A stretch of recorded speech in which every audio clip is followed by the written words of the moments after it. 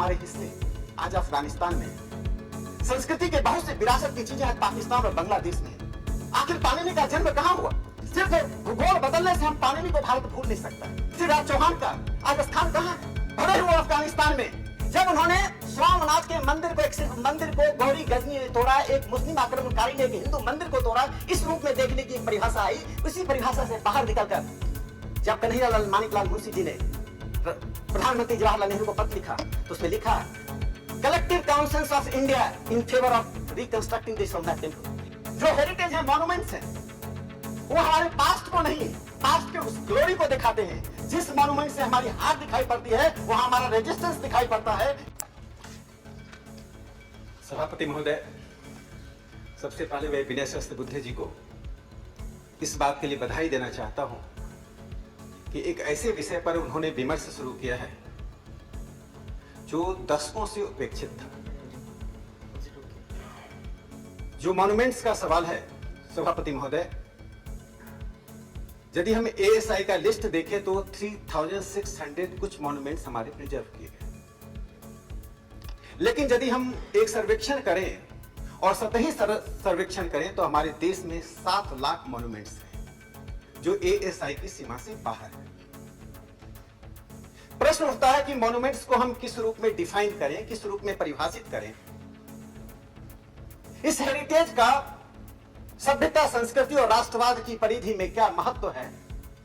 यदि इस प्रश्न को हम समझ लेते हैं तो हमें इस बिल के बारे में, इस बिल की महत्ता के बारे में समझने में सुविधा होगी। यह कानून का रूप नहीं ले, या कानून का रूप ले, यह बहुत महत्व का नहीं है। महत्व का यह है कि मॉन्यूमेंट्स के महत्व को, हेरिटेज के महत्व को, एक राष्ट्रीय समुदाय को, एक राष्ट्र को समझना चाहिए। अमेरिका ने 1906 में रूजवेल्ट ने एंटीक्विटी लॉ बनाया था और अमेरिका के पास अब तक सिर्फ 158 मॉन्यूमेंट्स हैं जो सुरक्षित रखे गए। रोमानिया एक माउंटेन को लेकर राष्ट्र की अस्मिता को परिभाषित कर रहा है। उस परिप्रेक्ष्य में मैं भारत को देखना चाहता हूं। उस देखने से पहले मैं महाभारत का वो प्रसंग सुनाना चाहता हूं जब भीष्म युद्ध के 10वें दिन आहत हुए और 8 दिन तक मृत्युशैया पर पड़े रहे। उस दौरान महाराज युधिष्ठिर ने उनसे पूछा, एक संशय था। परिस्थितियों को राजा पैदा करता है कि राजा से परिस्थितियां पैदा होती है। कालम हुआ राज्यो, कालम वो कारणम राज्यो, राजा हुआ काल कारणम, इति संशय ना भूता, राजस्य काल कारणम, राजा कालस्य कारणम। भीष्म ने कहा कि राजा परिस्थितियों को पैदा करता है, ना कि परिस्थितियां राजा को पैदा करती है। मैं यह प्रसंग इसलिए सुनाया कि आजादी के बाद जब हमने अपनी यात्रा शुरू की, वह यात्रा राष्ट्रवाद की थी, वह यात्रा सांस्कृतिक राष्ट्रवाद की थी। लेकिन क्या हमने उस सांस्कृतिक राष्ट्रवाद को अपने हेरिटेज के संदर्भ में, अपने मॉन्यूमेंट्स के संबंध में, अपने अस्मिता के संबंध में परिभाषित किया था? इसी सदन में 1959 में एक प्रश्न आया। वह प्रश्न था कि नॉर्थ ब्लॉक और साउथ ब्लॉक के दीवारों पर अभी भी ब्रिटिश राजा महाराजाओं के, ब्रिटिश संकेतों के चित्र क्यों उल्लिखित है? इसी सदन में 1969 में प्रश्न आया और दो बार यह प्रश्न आया। आजादी के 15 साल बाद यह प्रश्न पूछा गया कि क्वीन विक्टोरिया के चित्र क्यों लगे हुए, कि मूर्तियां क्यों लगी हुई, किंग जॉर्ज की मूर्तियां क्यों लगी हुई हैं? तो मैंने कहा, जो विनय सहस्त्रबुद्धे जी ने गार्डियन अखबार को उद्धृत किया, आखिर गार्डियन अखबार ने 2014 को क्यों लिखा था, finally Britishers have left India? इस भविष्यवाणी के पीछे वह इंपीरिकल फैक्ट्स और तथ्यात्मक चीजें थी। उस एक घटना का जिक्र करके मैं इस बिल पर आना चाहता हूं। श्यामजी कृष्ण वर्मा ब्रिटेन में, लंदन में थे। उन्होंने इंडिया हाउस की स्थापना की। हम सब जानते हैं कि इंडिया हाउस भारत से बाहर साम्राज्यवादी आंदोलन का एक केंद्र बिंदु था। चाहे लाला हरदयाल थे या वीर सावरकर, सभी इंडिया हाउस और श्यामजी कृष्ण वर्मा से प्रेरित और प्रभावित थे। वो सोशियोलॉजिस्ट एक पत्रिका निकालते थे, पूरी दुनिया में स्वतंत्रता, समानता और राष्ट्र साम्राज्यवाद के विरोध की जो वैचारिक लड़ाई थी, वो लड़ रहे थे। श्यामजी कृष्ण वर्मा ने अपनी मृत्यु के पहले एक बिल लिखा। उसमें एक राष्ट्रवादी का, एक देशभक्त का की अंतिम इच्छा क्या होती है? मातृभूमि में से आत्मसात हो जाए। उन्होंने बिल में लिखा कि मेरी मृत्यु के बाद मेरे अस्थि भस्म को आजादी के बाद, स्वाधीनता के बाद भारत ले जाए। सभापति महोदय, मुझे बहुत दुख के साथ कहना पड़ रहा है, 47 में 15 अगस्त को हम आजाद हुए, तिरंगा झंडा लाल किले पर फहराया गया, राजनीतिक आजादी मिल गई। आप कल्पना कीजिए, मैं नहीं जानता हूं कि मृत्यु के बाद व्यक्ति का क्या होता है, उसकी आत्माएं कहां होती हैं, लेकिन मैं इतना समझ सकता हूं, कल्पना कर सकता हूं मानव बुद्धि से कि एक देशभक्त जिसने विल में लिखा था कि मेरी मृत्यु के बाद अस्थि भस्म को भारत ले जाए, उसके जीवन की दूसरी कोई तमन्ना नहीं थी।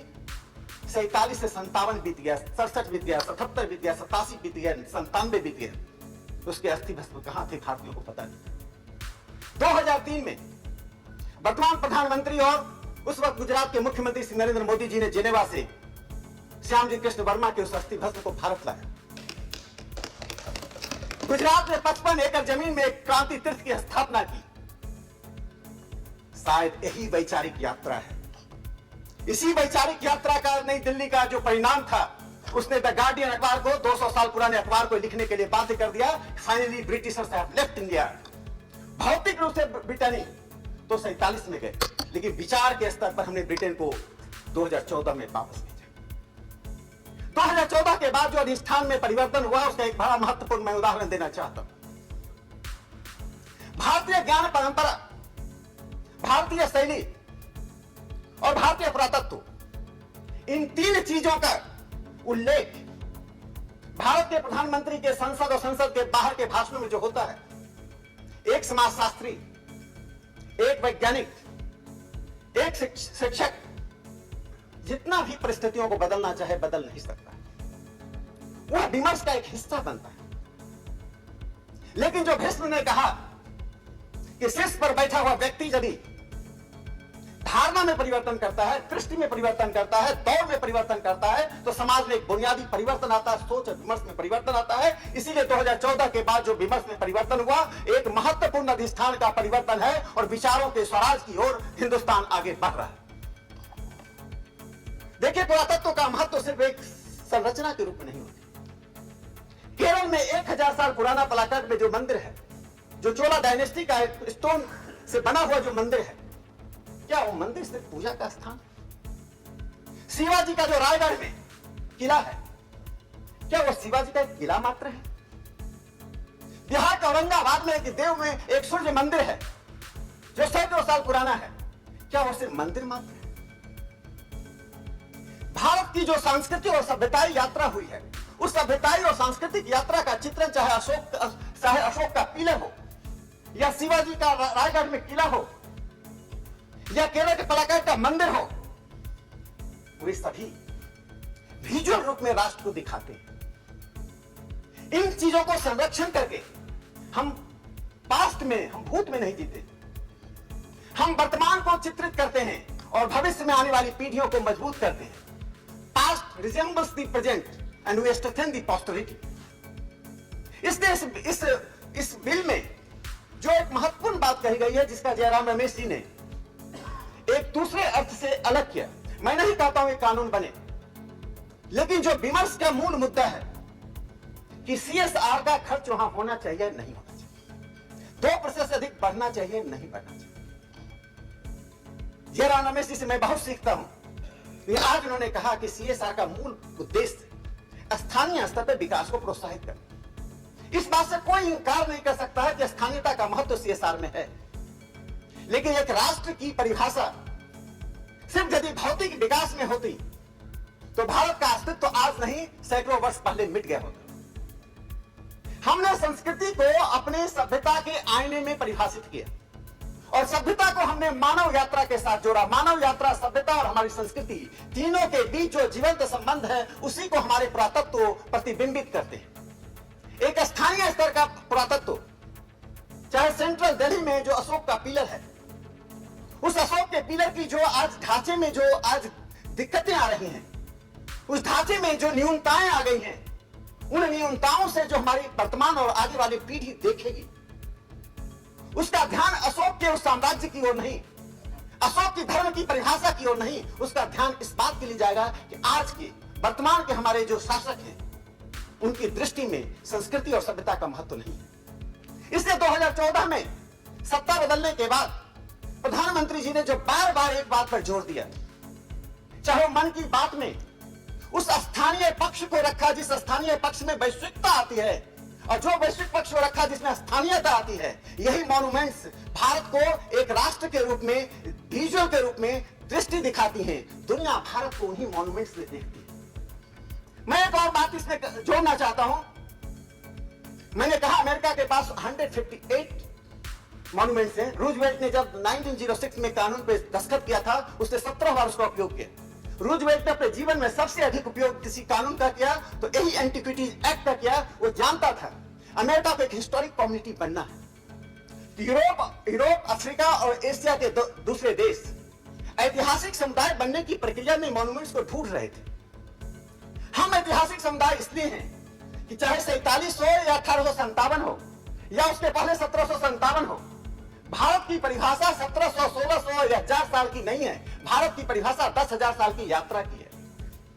यदि नालंदा के विश्वविद्यालय के मॉन्यूमेंट्स को सिर्फ हमने यह देखा कि एक भवन को जला दिया गया, तो वह नहीं है। नालंदा विश्वविद्यालय में बख्तियार खिलजी ने भले ही आग लगाया, लेकिन वो एक दार्शनिक पक्ष को, पीढ़ियों को, दुनिया को दिखाती है कि एक सत्यम विप्रा बहुधा वदंती।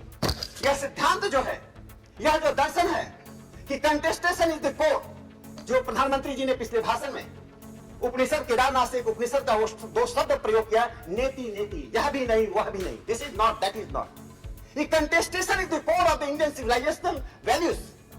यदि हम कंटेस्टेशन को निकाल दें, नेति नेति को निकाल दें, तो पंथ निरपेक्षता की संपूर्ण परिभाषा ही समाप्त हो जाती है।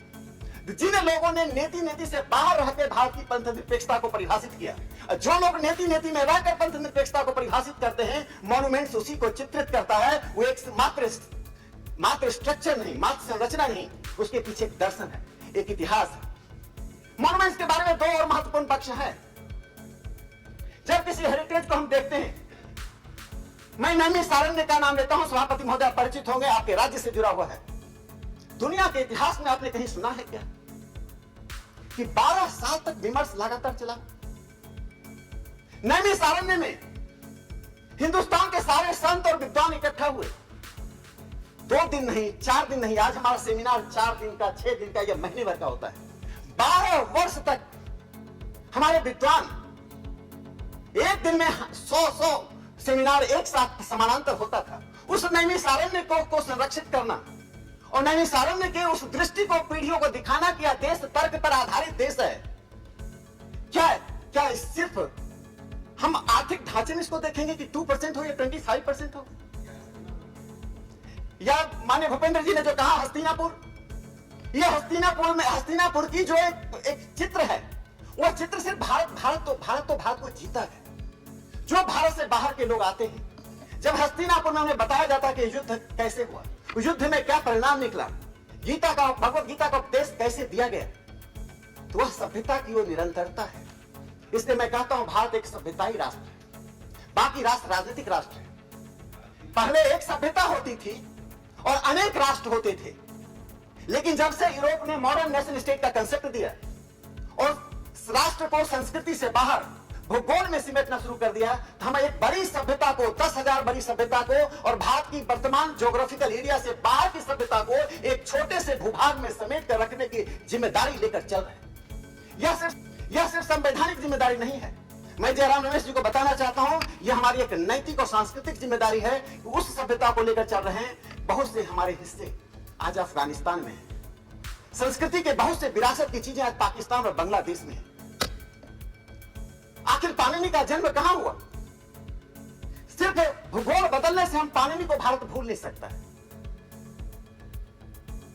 पृथ्वीराज चौहान पृथ्वीराज चौहान का आज स्थान कहां है? भले ही वो अफगानिस्तान में, लेकिन आज पृथ्वीराज चौहान को हिंदुस्तान नहीं भूल सकता है। तो सांस्कृतिक राष्ट्रवाद की परिधि में जब संविधान सभा में बहस चल रही थी, तब कन्हैयालाल मानिकलाल मुंशी ने जो तब कहा, जब सोमनाथ मंदिर का जीर्णोद्धार हो रहा था, जो एक महत्वपूर्ण डिबेट है, और हमारे मित्र इस बात से सहमति व्यक्त करेंगे कि जब डॉक्टर राजेंद्र प्रसाद जी ने, पंडित नेहरू और डॉक्टर राजेंद्र प्रसाद जी का, दोनों का मैं सम्मान करता हूं कि दोनों की अपनी दृष्टियां होती थी, दोनों ही अपनी दृष्टि के अनुसार अपनी बातें करते थे। जवाहरलाल नेहरू जी की दृष्टि में एक यूरोप आधारित एक राष्ट्रवाद की एक परिकल्पना थी, और डॉक्टर राजेंद्र प्रसाद कन्हैयालाल मानिकलाल मुंशी के मस्तिष्क में एक भारत केंद्रित राष्ट्रवाद की परिभाषा थी। जब उन्होंने सोमनाथ के मंदिर को, एक सिर्फ मंदिर को गौरी गजनी ने तोड़ा, एक मुस्लिम आक्रमणकारी ने एक हिंदू मंदिर को तोड़ा, इस रूप में देखने की एक परिभाषा आई। उसी परिभाषा से बाहर निकलकर जब कन्हैयालाल मानिकलाल मुंशी जी ने प्रधानमंत्री जवाहरलाल नेहरू को पत्र लिखा, तो उसमें लिखा collective council of India in favour of reconstructing the Somnath temple. ये कलेक्टिव काउंसिल ऑफ इंडिया क्या है? यह जो सामूहिक सब चेतना है, सामूहिक उपचेतना है, वो सामूहिक उपचेतना तीन बातों से बनती है। मैं अपनी बात समाप्त करता हूं 2 मिनट के अंदर। पहली बात सामूहिक उपचेतना में हम अपने आप को उस विरासत से जोड़ते हैं। तो विरासत लेगेसी से एक शब्द नहीं है, विरासत अद्वैत का शब्द नहीं है, वो द्वैत का शब्द है। विरासत से हम उस भवन को देखते हैं, जिस भवन से हम वह जोड़ते हैं कि इस भवन से शासन कैसे हुआ, इस भवन में बैठा कौन था, उसका सामाजिक और राजनीतिक दर्शन कौन था। दूसरा दूसरा जो हम अपनी विरासत से के अलावा हम जोड़ते हैं, राष्ट्रीय परिप्रेक्ष्य में हम देखते हैं कि हमारी आयु क्या है। क्या हमारी वो आयु विदेशियों के द्वारा परिभाषित है या आयु हमारे द्वारा परिभाषित है? तो वह आयु हमें उन हेरिटेज से, उस विरासत से मिलता है। तीसरा, हमारा भविष्य क्या है? जो हेरिटेज है, मॉन्यूमेंट्स हैं, वो हमारे पास्ट को नहीं, पास्ट के उस ग्लोरी को दिखाते हैं। जिस मॉन्यूमेंट से हमारी हार दिखाई पड़ती है, वहां हमारा रेजिस्टेंस दिखाई पड़ता है। किसके बावजूद मैं किसी मॉन्यूमेंट्स को हटाने के समक्ष नहीं हूं। इसके बावजूद भी भारत बना रहा है, इसके बावजूद भी भारत की सभ्यता और संस्कृति आगे बढ़ती रही। ये जो बावजूद है, with you, without you, irrespective of you, आप साथ हैं। जो मॉन्यूमेंट हमारे साथ रहा, जो मॉन्यूमेंट हमारे साथ नहीं रहा, जो मॉन्यूमेंट रहने के बावजूद भी हम रहे, इन तीनों के बावजूद भारत की सभ्यता और संस्कृति पलती बढ़ती रही। मैं अंत में एक बात से अपनी बात समाप्त करना चाहता हूं। इसकी चर्चा मैंने एक बार अपने भाषण में सदन में किया था। बस सभापति महोदय, मैं 30 सेकंड अपनी बात समाप्त करता हूं, आप बार बार इधर देख रहे हैं। 1931 में कृष्ण भट्टाचार्य जी ने, प्रोफेसर केसी भट्टाचार्य ने आशुतोष मेमोरियल लेक्चर कलकत्ता में दिया था। उसमें उन्होंने कहा था कि राजनीतिक गुलामी दिखाई पड़ती है क्योंकि व्यक्ति के ऊपर डोमिनेशन होता है, लेकिन सांस्कृतिक और वैचारिक गुलामी दिखाई नहीं पड़ती है, क्योंकि वह विचारों के तौर पर, संस्कृति के तौर पर स्नेह आपके अंदर आता है। पहले आप उसका प्रतिरोध करते हैं, बाद में वह आपको स्वयं आदर्श लगने लगता है, जिसकी आप नकल करते हैं, इमिटेटर्स बन जाते हैं, वह आपके लिए आदर्श बन जाता है। फिर वैसा ही बनना चाहते हैं, वैसा ही बोलना चाहते हैं, वैसा ही करना चाहते हैं। तो यूरोप केंद्रित जो वैचारिक डोमिनेशन था और है, उसका कारण है कि 47 से लेकर 2014 तक हमने मॉन्यूमेंट्स को बचाया, लेकिन हमने उसके महत्व को नहीं समझा। हमने अपनी गति धीमी रखी।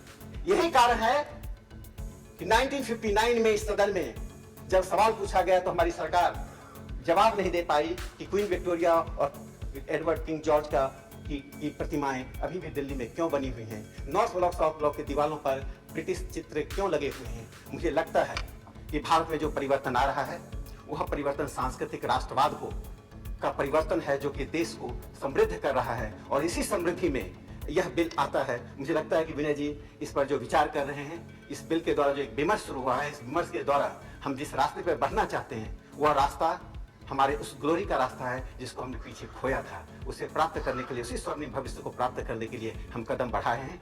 कोई चाहे या न चाहे, भारत का कदम बढ़ चुका है, इसको कोई रोक नहीं सकता। धन्यवाद राकेश सिन्हा जी।